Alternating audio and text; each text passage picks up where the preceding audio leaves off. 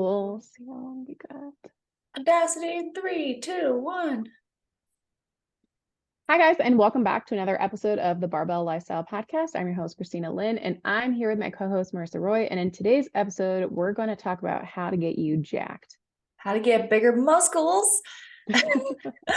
So more of a tactical episode of how do we grow our muscles. And for those who hear that and they're like, oh, I don't want to be big or bulky or jacked, then you can turn this episode into how to get toned, because it's actually the exact same thing. And so a lot of women want to look and feel toned. But the reality of it is being toned is just the presence of more muscle mass and less body fat covering it up so that you can actually see those lines, the shape, the definition. So if you've ever wanted like those round capped shoulders or like round glutes or really toned and lean legs, this is the episode for you. Yeah, and there's a huge misconception because I am sure that you're the same way, Marissa. You talk to a lot of potential clients who talk about like, well, I don't want to get jacked. I don't want to train for that. And it is very, very, very difficult to get big unless you are specifically trying to do that. That is your goal.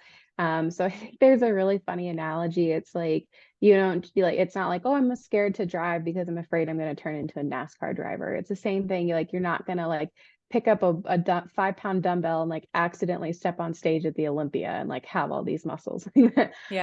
So and there are a lot of women that I speak to who say like, oh, I grow muscle really fast. So if I weight train, like this happens. But I would say that that's probably not the case. Maybe you see yourself getting bigger, maybe you're putting on like weight, but you're probably not putting on muscle at the rate that you think that you are. So that's just, I just want to put like a little disclaimer in the beginning. Yeah. A lot of times, like, especially when people start weight training, women in particular, they start weight training, and actually men too, they've never really had that stimulus before of lifting weights, tearing the muscle fibers down. And it's a very energy expensive process, meaning it takes a lot of calories to do that. And so what's the result of weight training? Having a bigger appetite. And what's the result of having a bigger appetite if you're not monitoring your nutrition? It's eating more. So if you eat more without, really changing your expenditure all that much, other than just adding in some weight training, people will oftentimes gain body fat from doing that. And so they'll make the association though of, I lifted weights and I got bigger, so therefore lifting weights makes me bulky. And that is not the truth. The truth is the muscles were starting to build, but the amount that you build in a couple weeks or months of strength training is really small, unfortunately. And Christina and I always put it as like, well, we've been trying to get jacked for like the better part of 7, 8, 9 years at this point. So, And we're still so small. here's how we look. If you know what we look like through like Instagram or social media, we are definitely not super jacked, in as much as we'd like to be, at least. So I was gonna say we wish we were. But yeah, I yeah. mean, we've been lifting heavy, we've been lifting hard, we've been lifting consistent, and we still don't have the amount of muscle that we would like to have. Yep. Probably more than like the average female, but yeah, it takes a lot of work to look a certain way. So if you're listening to this episode, do not think that if you start weight training for a month that you're accidentally going to be jacked. And I mean, good news, if you do get too big, there is a way to lose muscle, and it's not like you're gonna look like that forever. Yeah, absolutely. Yeah. So basically, let's get into the how of how to do that. And so, how to grow bigger muscles is the technical term for growing your muscles is hypertrophy, muscle hypertrophy. And this is the process and just the word for tearing your muscle fibers apart when you train them. So when you say do a bicep curl, as you curl that dumbbell up, you are basically contracting your muscle fibers and they're like tearing apart. They're called micro tears, little tiny tears in your muscle fiber every time you contract your muscles like that. And of course, the more resistance, the more weight that you have against you when you're doing that exercise, the harder that contraction is, and the more micro tears there are in the muscle fiber. And so when those muscle fibers tear, they then have to repair themselves after the session. And so a training session of lifting weights is just tearing and tearing and tearing at those little muscle fibers in our body. And the recovery process is repairing those torn fibers together. And in the process of repairing, our body's signal basically says, if it could speak, it would say, wow, that was a really difficult and demanding activity that we just did. We should repair not only to the same level of strength, but to the level of strength that is a little bit stronger so we can withstand that stimulus again without being torn up so much.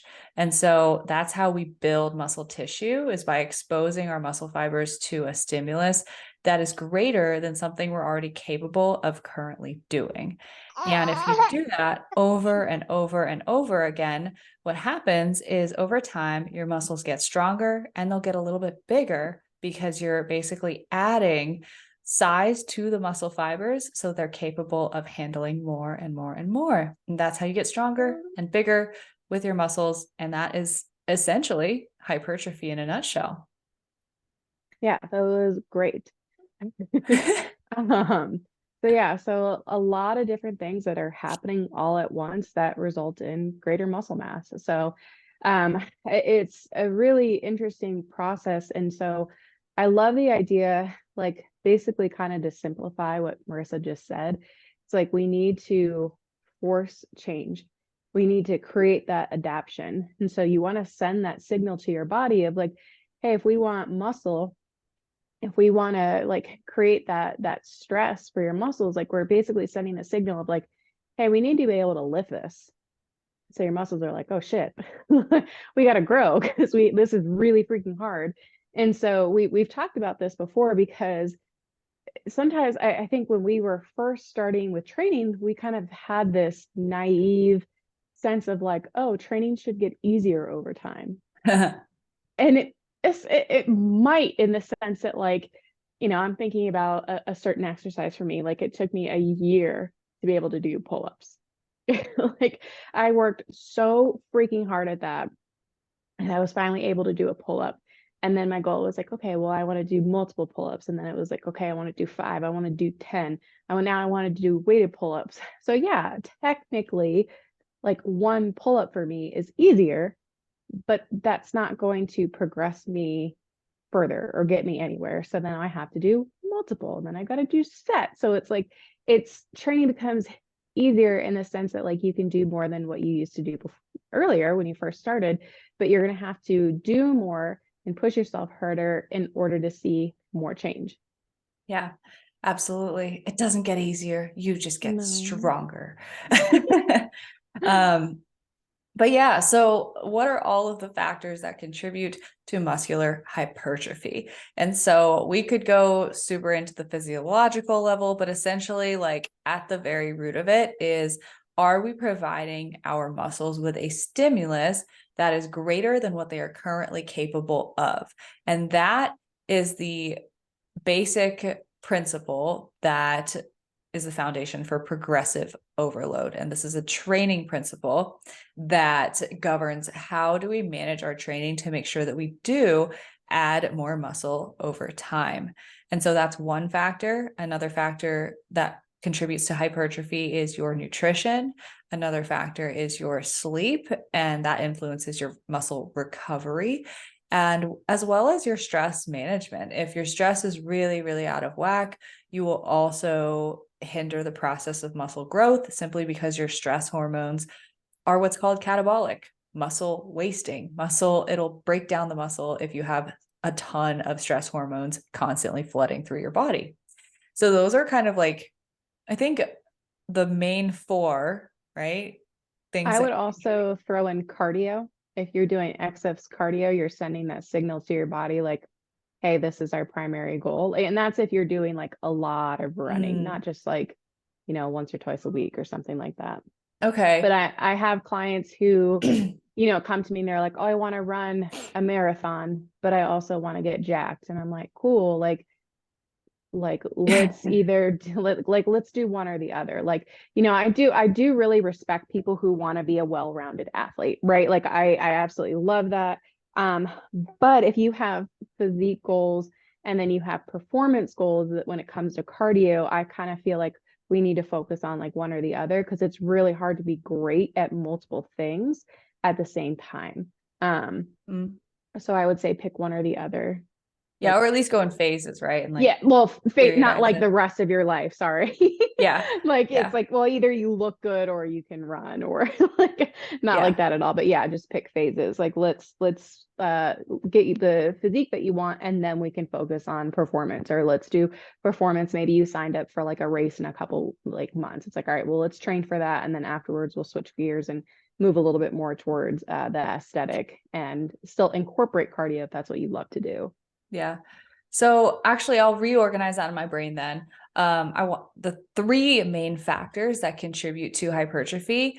Number one, progressive overload and your actual training in the gym. In order to grow your muscles, you absolutely have to be implementing progressive overload in your training, specifically to muscle hypertrophy. Number two is nutrient status. So, are we in a calorie surplus? Are we at calorie maintenance? Are we in a calorie deficit? And nutrient status is contributed to not only by what we're eating, but how much we're burning. So that will encompass a little bit of that cardio aspect as well as what we're eating. And then third factor that contributes to recover or hypertrophy is recovery. So that includes sleep and stress, like I mentioned, but also again that cardio aspect, because that extra cardio puts extra demand on recovery. So the more of that you do, the less you have. So if I can reorganize that, I would say three categories, and that's where all those things fall into it. Yeah. Yeah. Yeah, And then also goes for not overtraining, because there is such thing as doing too much in the gym, too much training. Because like you were saying, if you're not giving your body adequate time to recover, then you're not going to grow. absolutely. Yeah, Yeah. yeah. Yeah. So yeah, let's kind of do a brief overview of these three things. So progressive overload is, and we kind of already touched on the recovery one, but we'll put basics in there. Progressive overload though is, are you doing more in the gym than you were before? And are you doing more than your body's currently capable of within reason? And so the best way that you could do this, very simply put, is take the time to track everything you do in the gym, the sets, the reps, the weight you're using, and stop program hopping and going back and forth from different things. Stick one or pick one set of workouts that you'll do week after week for at least 4 to 6 weeks at a time. And then basically what you're going to do is each time look at what you did last week, aim to better that by 1 rep, by 5 pounds, by 1 pound, by an extra set, whatever you can add on that is doable for you. Add that into the next workout and progress. And once you've progressed to the best of your ability within, say, a rep range of anywhere from like 6 to like 15 to 20 reps on an exercise, then just go up and wait once you can max that all out. And then just do that over and over and over again. And eventually you'll be really freaking strong. Yeah, and I would also like to throw in there, it's also the like intent behind the movement, and like the pattern. So making sure that you're, doing the exercise correctly, that you have good form, and that you're feeling it in the right area. And it could also look like, you could have someone squatting like 135 pounds, and it looks very, very different, because maybe they have better control. Maybe they like feel it better. They have better form. Their range of motion is better. So a lot of other ways that you can progress outside of just slapping some weight on. Absolutely. So because the other thing too, the other thing to keep in mind, because I hear this a lot with clients, is that they'll be like, I'm able to really progress with lower body, but my upper body is really stuck. And so for most females, and I guess men too, our upper body tends to be a little bit not as strong as our lower body as far as the load that we can lift. So the amount that we can progress is smaller. So like going from 10s to 15s for like lateral raises, that's a really big jump. But if you go from like 10 to 15 on like leg press, that's like nothing. So just something to keep in mind when you are, progressing in the gym. Absolutely. And yeah, just making sure that when you're utilizing the concept of progressive overload, that you're not doing that at the expense of your form or your mind muscle connection, AKA feeling the movement where you should. And so that's pillar number one, we'll say.